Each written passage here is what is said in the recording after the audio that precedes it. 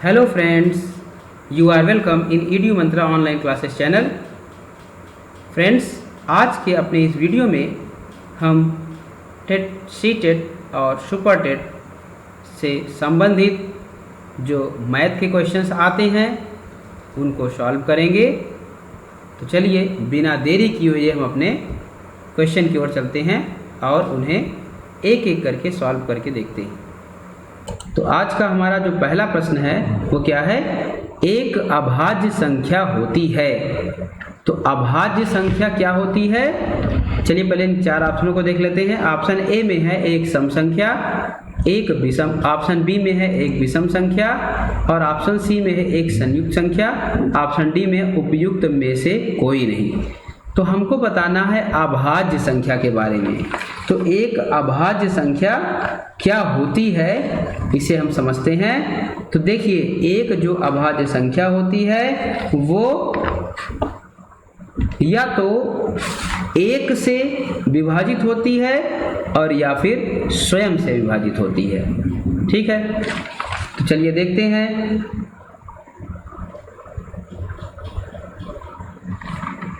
तो यहाँ पर सम संख्या जो है, अगर हम सम संख्या की बात करते हैं तो सम संख्या तो आप जानते हैं कि कई संख्याओं से विभाजित हो सकती है, 2 से भी, 4 से भी, 8 से भी। ठीक है ना। विषम संख्या जो है ये भी किसी अन्य संख्या से विभाजित हो सकती है। अगर हम सम संख्या की बात करें तो जैसे अगर हम मान लीजिए 8 लेते हैं, ठीक है, तो ये 2 से भी विभाजित हो जाएगी, 4 से भी हो जाएगी। अगर विषम संख्या की बात करें, यदि हम विषम संख्या में 15 लेते हैं, ठीक, तो 15 जो है ये आपका 3 से भी ओपन कट जाएगा और 5 से भी कट जाएगा, 15 से भी कटेगा। संयुक्त संख्या की बात करें तो संयुक्त संख्या का मतलब है जिनमें दोनों मिक्स हो। ठीक है, तो जैसे हमने ले लिया, मान लो कौन सी संख्या लें, 35 ले लिया, ठीक है, और कोई संख्या लेते हैं, इसमें मैंने दोनों विषम ले लिया है, और संख्या ले लेते हैं हम 25 ले लिया मैंने, एक इसमें सम एक विषम हो गया। तो इससे मिलकर जो ये संयुक्त संख्या बनी है ये भी 5 से कट जाएगी, ठीक है, और भी अदर संख्या से ये कट जाएगी। तो कुल मिलाकर कहने का मतलब ये है कि जो भी संख्याएं किसी अदर संख्या एक को छोड़कर, ठीक है ना, अदर संख्या से विभाजित होती है तो इसका मतलब है कि वो अभाज्य संख्या नहीं है। तो यहाँ जो हमारा राइट ऑप्शन होगा वो डी हो जाएगा, उपयुक्त में से कोई। ठीक है, तो चलिए चलते हैं अपने अगले क्वेश्चन की ओर। हमारा अगला क्वेश्चन है 10 ग्राम है। 1 में दिया है एक पुरानी चीनी पहेली, सेकंड में दिया विभिन्न ज्यामितीय आकारों की पहचान के लिए प्रयोग करना, और 3 में दिया है इसके 5 या 7 टुकड़े होना। तो देखिए 10 ग्राम क्या है?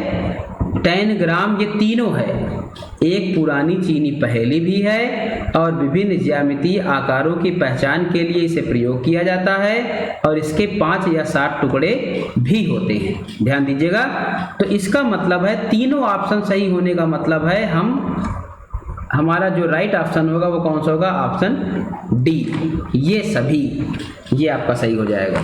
ठीक है, तो चलिए अगले क्वेश्चन की ओर चलते हैं। अगला क्वेश्चन है,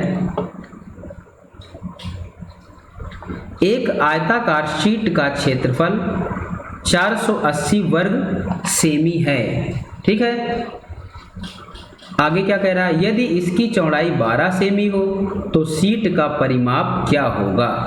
देखिए क्वेश्चन बहुत बढ़िया है, अगर थोड़ा सा आप समझें तो बहुत टफ भी नहीं है। यहाँ सबसे पहले कह रहा है एक आयताकार शीट का क्षेत्रफल इतना दिया है, तो आपको ये पता है कि आयताकार शीट है, ठीक है, या फिर आयत का जो क्षेत्रफल है वो क्या होगा, क्योंकि शीट आयत के आकार की है, तो आयत का क्षेत्रफल बराबर क्या होता है? लंबाई गुणे चौड़ाई होता है। तो हमको आयत का क्षेत्रफल दिया है कितना, 480, और लंबाई दिया है, नहीं दिया है, लंबाई हमको निकालना है। चौड़ाई कितना दिया है, 12 सेमी। ठीक है, अब आगे देखते हैं। अगर हम लंबाई निकालना चाहते हैं तो लंबाई बराबर 480, ये 12 इसी के नीचे आ जाएगा। ठीक है, 12 से अगर इसको काटते हैं कितनी बार कटेगा, 12 चौक 48, 40। लंबाई कितना आया, 40। देखिए हमको लंबाई मिल गया 40 और चौड़ाई पहले से ही पता है 12। ठीक है, ये क्या है, सेमी ही है, ये तो पहले से सेमी है। ठीक है ना। अब हमको करना क्या है, सीट का परिमाप निकालना है। तो सीट का परिमाप का, आयत में ही है सीट, तो आयत का परिमाप हो जाएगा। तो आयत का परिमाप बराबर, फार्मूला क्या होता है, 2 इंटू लंबाई धन चौड़ाई, यही फार्मूला होता है। इसी पर रख के सॉल्व कर लेते हैं। 2 लंबाई कितना है 40 और प्लस चौड़ाई कितना है 12। ठीक है, तो आगे देखते हैं, इसको आगे और सॉल्व करते हैं। कितना आएगा, 2 इंटू, इनको जोड़ने पर कितना आएगा, 40 और 10 50, 2 52 आएगा। ठीक है ना। अब 52 जो आया है इसको हम गुणा कर दें, कितना आना चाहिए, 2 और 2 दूनी 4 हो गया, 5 दूनी 10 सेमी। ठीक है, तो ये आपका आया 104 सेमी। इसके हिसाब से कौन सा ऑप्शन सही है, ऑप्शन नंबर डी, 104 सेमी। तो ये हो जाएगा। ठीक है, समझ में आ गया होगा। चलिए आगे देखते हैं। अगला क्वेश्चन है, यदि जो भी संख्या दी है इसको 111 से भाग दिया जाए तो भागफल होगा। हमसे क्या पूछ रहा है, भागफल पूछ रहा है, तो भागफल क्या होगा, मतलब रिजल्ट क्या आएगा। तो चलिए करके देख लेते हैं। 1 1 1 कितनी बार है ये, 1 2 3 4 5 6 7 8 9 बार है। 9 टाइम इसको हम लिख लेते हैं। ठीक, तो 111 से पहले हम एक बार ले जाते हैं, कितना आएगा 1 1 1, ये तीनों घट जाएगा। अब क्या हम करेंगे, सब कुछ खत्म हो चुका है तो 1 उतारेंगे। 1 तो हम एक उतार ही सकते हैं, लेकिन दो संख्या एक साथ नहीं उतारते हैं। तो जब हम दूसरी संख्या उतारने लगेंगे तो यहाँ एक हम 0 बढ़ाएंगे, तब हम इसको उतार सकते हैं। ठीक है, लेकिन अभी 11 ही हो पाया है, 111 है ये, तो एक संख्या की हमको और ज़रूरत पड़ रही है, तो फिर से एक 0 बढ़ाना पड़ेगा, तब 1 होगा, यहाँ 1 उतारेंगे। ठीक है, अब हम एक बार ले जा सकते हैं, तो क्या आएगा 1 1 1, ये भी घट गया। अब फिर से वही प्रक्रिया होगी, 1 किया, फिर एक 0 बढ़ाया, फिर 1, फिर एक 0 बढ़ाया, फिर 1। ठीक है, फिर कितनी बार जाएगा, 1 टाइम, 1 1 1, ये गया घट। ठीक है ना।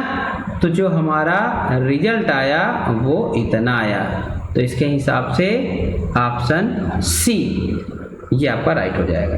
ठीक है, समझ में आ गया होगा। चलिए आगे देखते हैं। अगला क्वेश्चन है, 22.5 मीटर प्रति सेकंड की चाल से जा रही एक कार 50 मिनट में कितनी दूरी तय करेगी, ये बताना है हमें। चलिए देखते हैं, यहाँ पर है 22.5 मीटर प्रति सेकंड, यहाँ मीटर प्रति सेकंड दिया है कि चाल से जा रही है एक कार 50 मिनट, और यहाँ जो आंसर दिया है सभी किलोमीटर में दिया है। ठीक है, तो क्या करना होगा, तो सबसे पहले तो ये जो आपका है 22.5 मीटर प्रति सेकंड, इसे हम क्या करते हैं, बदल लेते हैं किमी प्रति घंटा में। तो क्या करना होगा, आपको पता है इस संख्या में 18/5 से गुणा करना होगा, तो ये किस में बदल जाएगा, किमी प्रति घंटा में बदल जाएगा। तो चलिए करके देखते हैं। 12.5 गुणे 18/5, जब हम 18/5 से इसमें गुणा कर देंगे तो ये मीटर प्रति सेकंड से किस में परिवर्तित हो जाएगा, किलोमीटर प्रति घंटा में। ठीक है ना, सेकंड जो है और में घंटे में बदल जाएगा। तो चलिए इसको सॉल्व कर लेते हैं, देखते हैं क्या आता है। इसको सॉल्व करिए। ये 5 चौक 20, 5 पचम 25, 1 अंक के पहले। ठीक है, अब इसका और इसका गुणा हो जाएगा, कितना आएगा, यहां पर आ जाएगा 0, 18 और 8, 81। ठीक है,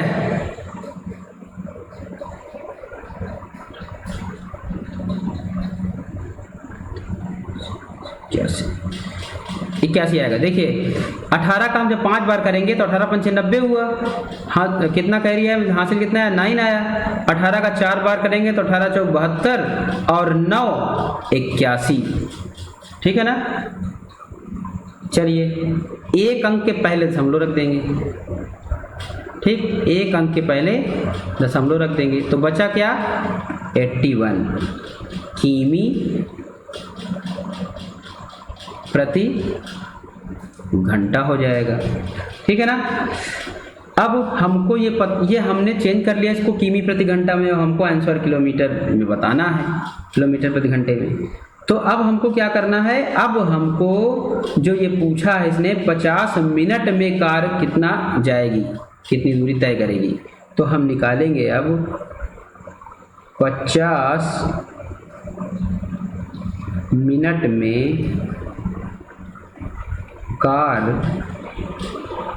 जाएगी बराबर कितना जाएगी, 81 × 50। ठीक है ना। अगर मिनट है, अब मिनट है तो मिनट से काम बनने वाला नहीं है, इसको हमको घंटे में बदलना पड़ेगा। ठीक है ना, क्योंकि ये किमी प्रति घंटा है तो इसको भी घंटा में बदलना, तो बटे 60 कर देना, बस ये ध्यान देना, बस और कुछ भी नहीं, बस इतना ही करना है, बटे 60 कर देना है। तो अब इसको सॉल्व कर लेते हैं। 0 से 0 को काट सकते हो। ठीक है, और 6 नहीं कटेगा, चलिए पहले गुणा कर लेते हैं। 5 से 0 में करेंगे 0, 5 8 40, 400 बटे 6। अब काटो, 6 8 48, 6 7 42 नहीं जाएगा, 6 छंग 36, 6 छंग 36 और 4 40, फिर कितना जाएगा, 6 छंग 36, फिर वही बात होगी, फिर 6 छंग 36 और इसी तरीके से ये आगे शायद जाता रहेगा। तो हम क्या करेंगे, यही हमारा आंसर हो जाएगा। फिलहाल आंसर नहीं दे रहा है, इसको हम सही से सॉल्व करते हैं। कुछ ना कुछ अभी हम लोग मिस्टेक कर रहे हैं। 6 400, 6 छंग 36 और 4 40, 0, 6 छंग 36, 4 40, फिर बात तो ही होगी हर बार, 0.0, 6 छंग 36, 4 40, फिर 0,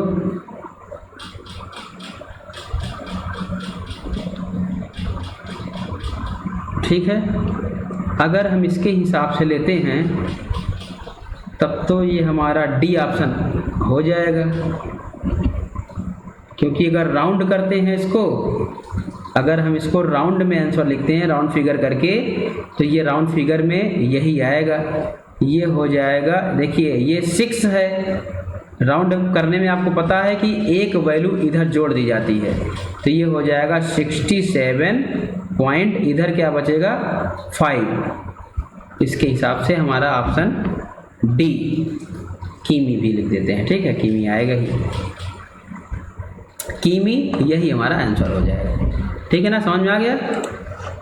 आगे चलते हैं, वहीं आ गया था हम लोग, उस समय ये था कि आंसर नहीं आ रहा है और आ चुका था यहीं पर, ठीक है ना, हम लोग यहीं उसको सॉल्व कर चुके थे,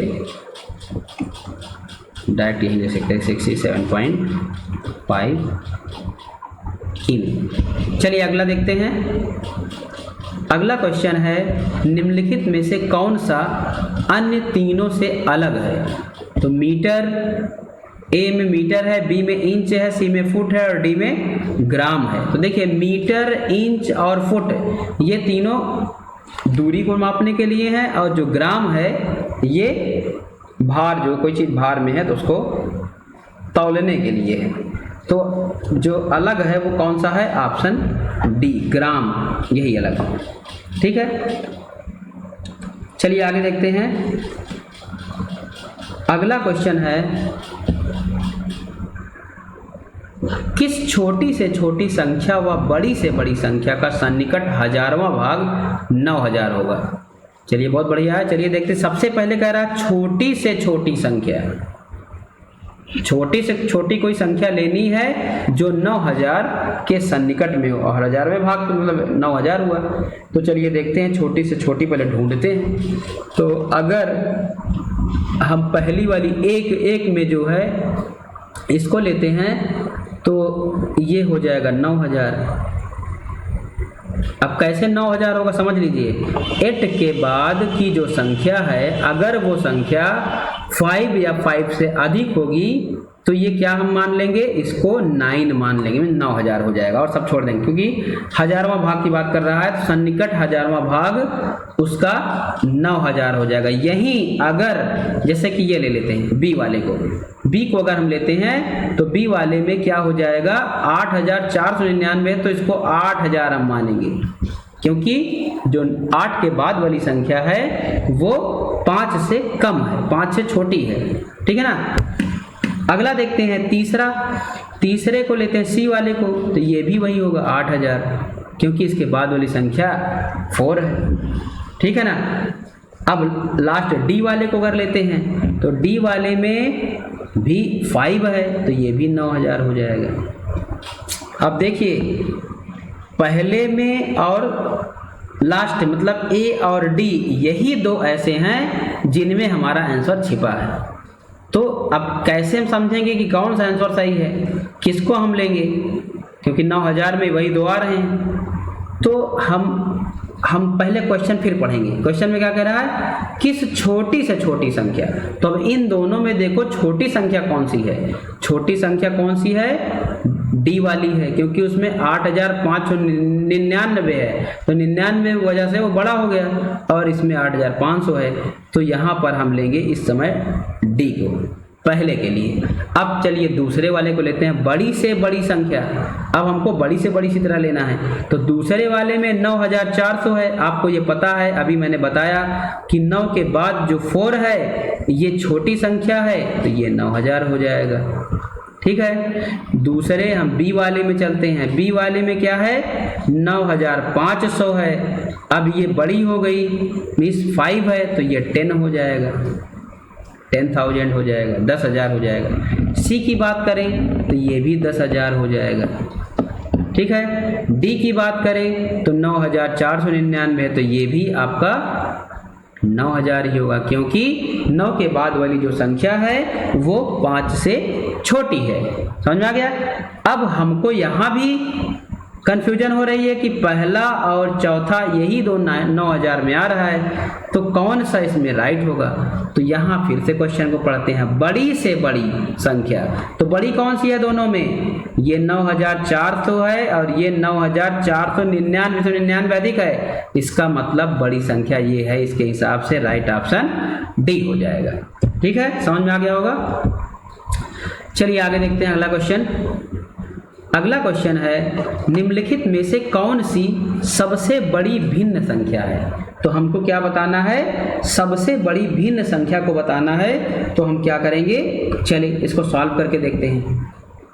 अगर हम जहाँ पर है 3/7, तो 3/7 को अगर हम सॉल्व करते हैं तो क्या आएगा, चलिए देखते हैं। 7/3 अगर करते हैं तो सबसे पहले 0 बढ़ाएंगे, 0 दशमलव लगाएंगे तो 0 बढ़ेगा, ठीक है। और कितना होगा, 7 चौक 28 होगा, 2 आएगा, ठीक है। फिर 0 बढ़ाएंगे, फिर कितना आएगा, 7 दूनी 14 आएगा, फिर 6, ठीक है। फिर 0 बढ़ाएंगे, फिर कितना आएगा, 7 8 56, ठीक है ना। तो 10 में से 6 गया 4, और 5 में से 5 गया कुछ नहीं, खत्म 4। अब आगे इसी तरह हम करते जाएंगे, आता जाएगा। तो आगे से कोई मतलब है, 3 अंक तक हो चुका है, आगे नहीं लेते हैं। चलिए इधर का देखते हैं, बी वाले को। 5/3, ये 3 है, ठीक है। तो इसको भी सॉल्व करते हैं। इसमें भी 0.0 बढ़ेगा, और 5 छक 30, बड़ी जल्दी कट गया है। तो नेक्स्ट देखते हैं, सी नंबर 7/2, 0.0, और कितनी बार जाएगा, ये जाएगा 7 दूनी 14, 6 20, फिर 0, फिर 7 8 56, 4 आएगा, फिर 0, फिर 7 5 35, 5 40, 3 हो गया इधर भी। अब और नहीं करेंगे, लास्ट वाला और एक है बचा, उसको कर लेते हैं। 5/2, 0.0, 5 चौक 20। अब सब कुछ आपके सामने है। अब इसमें देखिए कि सबसे बड़ी संख्या कौन समझ में आ रही है, 0.4 है ये, ठीक है ना। ये 0.6 है, ये 0.6 है, तो इससे तो ये बड़ी हो गई, ठीक है ना। ये 0.2 है, ये भी छोटी है, ये 0.4 है, ये भी छोटी। तो सबसे बड़ी संख्या किस में आ रही है, इसमें आ रही है। इसका मतलब राइट ऑप्शन बी, 3/5 ये हो जाएगा, ठीक है। चलिए नेक्स्ट देखते हैं। अगला है, निम्नलिखित में से कौन सा गणित में निदानात्मक परीक्षण का उद्देश्य नहीं है? तो ये बताना है, पढ़ते हैं इसको। ऑप्शन ए है, बच्चों में अधिगम के दौरान कमियों व कमजोरियों को ज्ञात करना, ठीक है। अगला देखते हैं, नहीं की बात हो रही, ध्यान देना, परीक्षण का उद्देश्य नहीं है। तो ऑप्शन जो ए है, ये तो निदानात्मक परीक्षण का उद्देश्य है, ठीक है ना। अगला है, बच्चों की प्रगति रिपोर्ट भरना। आगे देखते हैं, सी में अभिभावकों को प्रतिपुष्टि करना, भी सही है, उपयोग में कोई कुछ नहीं। ये ऑप्शन जो बी है, यही आपका गलत है। तो ऑप्शन बी राइट ऑप्शन हो जाएगा इसके हिसाब से, ठीक है ना। इसमें कह रहा कि कौन सा गणित में निदानात्मक परीक्षण का उद्देश्य नहीं है, तो कौन सा नहीं है, बच्चों की प्रगति रिपोर्ट भरना। बल्कि क्या करना चाहिए, बच्चों में अगर बच्चों का जो परीक्षण है आपने किया, आपको कुछ कमी नजर आ रही, तो आप क्या करेंगे, बच्चों में जो अधिगम है उसके दौरान कमियों कमजोरियों को पहले आप पता करेंगे, फिर जो उनके अभिभावक हैं उनको जानकारी देंगे, ठीक। सही तो तरीका यही है। ये थोड़ी है बच्चों की प्रगति रिपोर्ट आप भर के दे दीजिए कि बेकार है लड़का आपका। तो चलिए आगे चलते हैं।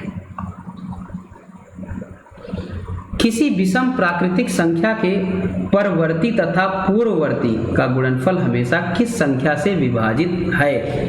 ऑप्शन ए में है 3, बी में 5, सी में 6 और डी में 8 है। तो चलिए इसको सॉल्व करते हैं।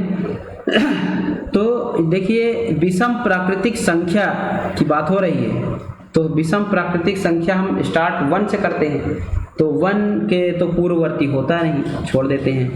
तो 3 को लेते हैं, 3 का 1 का 0 हो सकता है पूर्ववर्ती, ठीक है, परवर्ती 2 होगा, लेकिन उसको नहीं लेंगे, ठीक है। हम 3 से लेते हैं, 1 के बाद डायरेक्ट 3 ही विषम प्राकृतिक संख्या होगी। तो अगर 3 की बात करें तो इसके पहले की संख्या 2 होगी और बाद की संख्या 4 होगी। कह रहा है कि विषम प्राकृतिक संख्या के परवर्ती और पूर्ववर्ती, तो पूर्ववर्ती हमने 2 लिया और परवर्ती मिस बाद की संख्या हमने 4 ली, का गुणनफल, इसका मतलब इसको गुणा करना है। तो क्या मिला हमको? 8 मिला, ठीक है। चलिए 5 का देख लेते हैं। 4 इंटू कितना आएगा? 4 इंटू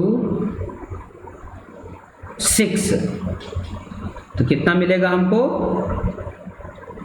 6 चौको 24। इसमें क्या होगा? 5 और 7, ठीक है ना। इसमें क्या होगा? 7 बचे 35। नहीं, कुछ गलत हो रहा है क्या? इधर होगा 5 6 का। हम कुछ मिस्टेक कर रहे हैं यार, हमको इसको थोड़ी ना सॉल्व करना है, बेवजह हम इसको कर रहे हैं, कोई मतलब ही नहीं इसमें। देखते हैं एक मिनट। हमने तो यहाँ 3 को लिया तो सबको लेते जा रहे हैं, ऐसा कोई मतलब। हमको तो 3 के बाद हम 5 ले सकते हैं, ठीक है, 5 तक ठीक है ना। ये मैंने मिस्टेक कर दिया भाई। हमको क्या लेना है? विषम प्राकृतिक संख्या लेनी है, तो विषम में 3 हो गया विषम संख्या और 5 विषम संख्या हो गई। उसके बाद जो 5 के बाद 7 आता है ना, विषम संख्या कौन सी आएगी इसके बाद? भाई 3 हो गई विषम संख्या, 5 हो गई, फिर 5 के बाद 7 आएगी। तो 7 में 6 और इंटू 8 होगी, ठीक है ना। कितना आएगा? 48, 8 छंग 48। अगला हम 7 के बाद लेते हैं तो 7 9 आएगा, ठीक है ना। हम क्या लेंगे? 9। इसी तरीके से 9 के पहले की संख्या और बाद की संख्या 10 हो जाएगी, गुणा कितना हो जाएगा? 80। अगला 11 लेते हैं, काफ़ी आपको कर दे रहे हैं कि सब भी ये आपको समझ में आ जाए अच्छे से। इसमें हम ले रहे हैं 11 के पहले की संख्या 10 और बाद की संख्या 12, कितना होगा? 120।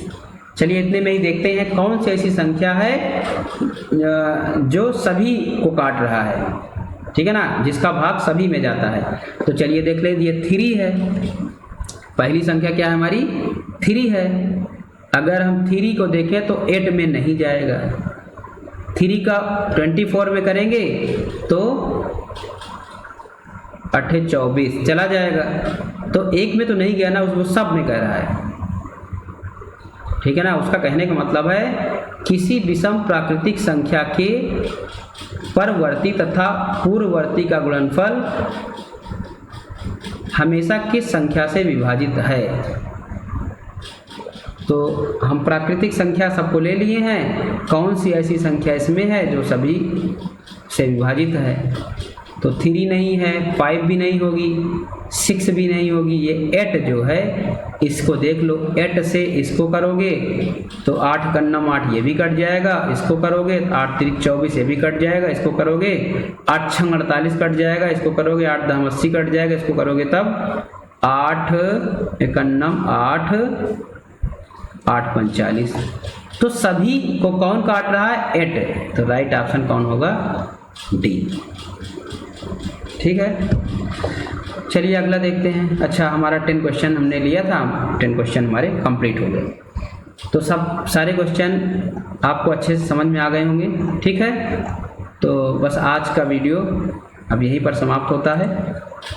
आप हमारे सभी जो भी सीरीज प्रैक्टिस सेट के बन रहे हैं, आप इनको अच्छे से सभी को देखिए और समझिए। यदि कोई दिक्कत होती है तो आप कमेंट करके उसे हमें बताइए, उसको देखेंगे समझेंगे, ठीक है। और अगर दोबारा वीडियो बनाने लायक है तो दोबारा वीडियो में इसको शामिल करके आपको बता भी देंगे, ठीक। और यदि हमारी वीडियो आपको पसंद आती है तो हमारे चैनल को आप ज़रूर सब्सक्राइब करिए और उसी के बगल में जो बेल आइकन है उसको प्रेस करिए, ताकि हमारे द्वारा जितनी भी वीडियो बनती जाए आपको सब समय पर मिलती जाए, ठीक है। तो धन्यवाद।